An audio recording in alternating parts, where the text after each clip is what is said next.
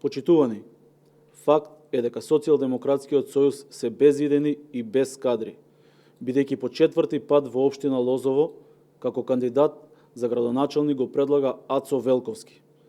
Замислете, веќе 12 години во општина Лозово упорно нудат кадар кој веќе има доживеано 2 порази на локални избори. Венко Филипче и Социјалдемократскиот сојуз да одговорат дали пред да го предложат Ацо Велковски за кандидат за градоначалник, знаеле дека истиот е осудено лице за повеќе кривични дела.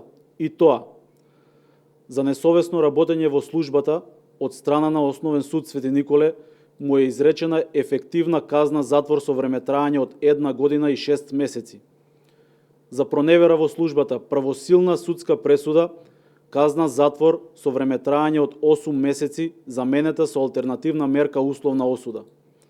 За неовластено навлегување во компјутерски систем правосилна судска пресуда казна затвор со времетраење од 3 месеци заменета со алтернативна мерка условна пресуда.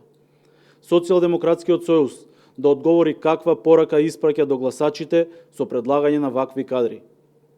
Жителите на општина Лозово се мудри и знаат да го направат вистинскиот избор.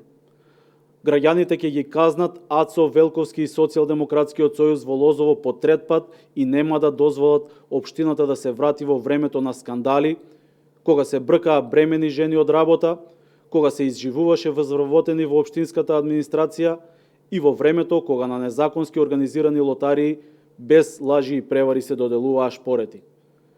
Наспроти старите и истрошени кадри на Социјалдемократскиот сојуз, ВМРО-ДПМН нуди кадри докажани во своите професии.